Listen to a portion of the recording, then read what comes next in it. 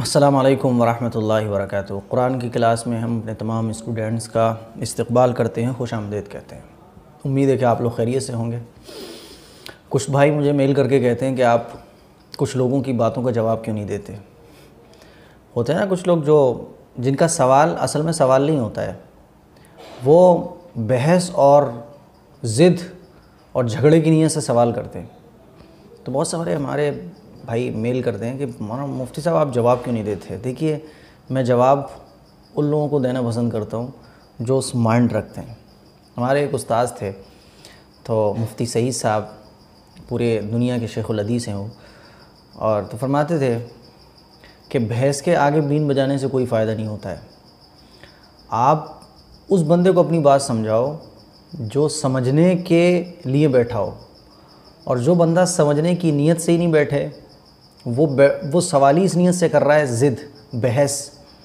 तो जो बहस की नीयत से सवाल कर रहा है, तो फिर आप उसको अगर समझाओगे भी ना, वो नहीं समझेगा, क्योंकि वो मनवाने के लिए बैठा है, बहस के लिए बैठा है। तो मैं सवाल से समझ जाता हूँ कि ये आदमी बहस करने के इरादे से सवाल कर रहा है या फिर वाकई हक़ की तलाश में सवाल कर रहा है। तो इसलिए मैं काफ़ी लोगों के जवाब नहीं देता हूँ। मैं समझते ही नहीं इस लायक कि उनको जवाब देने के लायक समझते ही नहीं हूँ। तो जो जवाब देने के लायक मैं समझता हूँ उसका जवाब भी नहीं देता हूँ। और आप लोग भी इस कायदे को याद रखें कि अगर आपको लग रहा है सामने वाला बंदा समझने वाला है ही नहीं है, तो फिर उसको समझाने से कोई फ़ायदा नहीं। अल्लाह से सिर्फ दुआ करो कि अल्लाह इसको हिदायत दे। समझ रहे हैं आप हज़रात, ये इल्मी बातें हैं जो मैं आप लोगों को बताता रहता हूँ।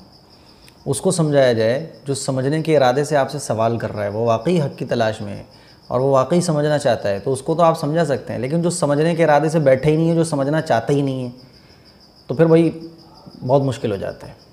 तो मैं ऐसे लोगों को बिल्कुल भी सवालों का जवाब नहीं देता, और मुझे ज़रा बराबर ऐसे लोगों से कोई परेशानी भी नहीं होती है। खैर, ये वो बातें थी, लेकिन मैं हर एक के सवाल का जवाब इसलिए नहीं देता हूँ कि मेरे को उनको इस काबिल समझते ही नहीं हूँ कि इनको जवाब दिया जाए।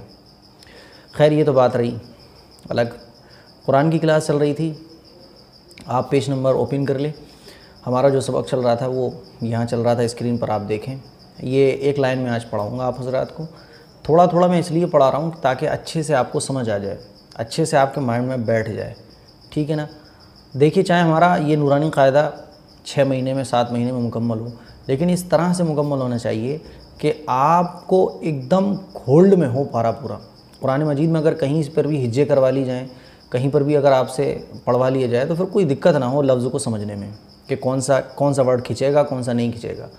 तो स्क्रीन पर आप देखें, पहला वर्ड है खलक़ा। हम हिज्जे करवाते हैं, खा ज़बर खा, लाम ज़बर ला, खला, काफ ज़बर का, खलक़ा। ये जल्दी पढ़ जाएंगे तीनों वर्ड। क्यों? आप फार्मूला नंबर 1 याद रखिएगा, ज़बर ज़ेर पेश जल्दी पढ़े जाते हैं, खींच कर नहीं पढ़े जाते। दूसरा वर्ड आप देखें, वाव ज़बर वा, काफ ज़बर का, व का, वाव अलिफ ज़बर वा, वकवा, ऐन ज़ेर ई, वकवाई, बा ज़बर बा, वकवाइबा। यहाँ आप गौर करें कि वाव जल्दी पढ़ा जाएगा क्योंकि वाव पे ज़बर लग रहा है। काफ ज़बर का, व का, ना वाव खींचेगा ना काफ खींचेगा, व का, वाव अलिफ ज़बर वा, वकवा। देखें, वकवा, या ना वाव खींचेगा क्योंकि वाव पे ज़बर लग रहा है। ज़बर ज़बर ज़ेर पेश तीनों जल्दी पढ़ा जाएंगे। काफ भी जल्दी पढ़ा जाएगा क्योंकि काफ पे ज़बर लग रहा है।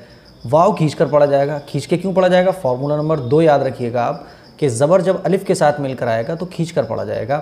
वाव अलिफ़ ज़बर जब ऐसे होगा ना, अलिफ़ ज़बर और ज़बर के बाद ठीक अलिफ़ लगा होगा तो वो खींच पढ़ा जाएगा। वकवा, ऐन ज़ेर ई, वकवाई, बा ज़बर बा, वकवाइबा। अब यहाँ सिर्फ वाव खींचेगा क्योंकि वाव पर जो ज़बर लग रहा है वो अलिफ़ के साथ मिला हुआ है, इसीलिए वाव खींच कर पढ़ा जाएगा। तो ये याद, और हिज्जे करने का तरीका आप वही याद रखिएगा। एक वर्ड हम पढ़ेंगे, फिर उसके बाद मिला लेंगे, फिर एक वर्ड पढ़ेंगे, फिर मिला लेंगे, फिर एक वर्ड, फिर मिला लेंगे। तीसरा वर्ड आप देखें, वाव ज़बर वा, हमज़ा ज़ेर ई, वा ई, ज़ाल अलिफ ज़बर ज़ा, वा इज़ा। अब यहाँ वाव भी जल्दी पढ़ा जाएगा, अलिफ भी जल्दी पढ़ा जाएगा और ज़ाल खींच कर पढ़ा जाएगा क्योंकि ज़ाल पे जो ज़बर लग रहा है वो अलिफ के साथ मिल के आ रहा है। वा इज़ा, काफ पेश कू, वा इज़ा कू, राज़िर री, व इज़ा कुरी, हमज़ा ज़बर आ, व इज़ा कुरी आ। अब यहाँ आप देखें कि सिर्फ ज़ाल खींच के पढ़ा जाएगा, बाकी जितने भी वर्ड्स हैं वो सब जल्दी पढ़ा जाएंगे। वाव भी जल्दी, अलिफ भी जल्दी, ज़ाल खींच के पढ़ा जाएगा। व इज़ा कुरिआ, तो ये आज एक लाइन बस इसको याद रखें आप, और अपने बच्चों को भी इसी तरीके से याद कराएं और उनको समझाया करें कि कौन सा लफ्ज़, बस आप इतना याद रख लें कि कौन सा वर्ड खींच कर पढ़ा जाएगा, कौन सा नहीं खींच के पढ़ा जाएगा, बस इंशाअल्लाह कुरान ठीक हो जाएगा आपका। तो ये थी आज का हमारे एक लाइन। इंशाअल्लाह धीरे धीरे हम चलेंगे। वो कहना कि कछुए वाली चाल, रोज़ाना चलो, पाबंदी के साथ चलो, लेकिन थोड़ा चलो, लेकिन रोज़ाना होना चाहिए।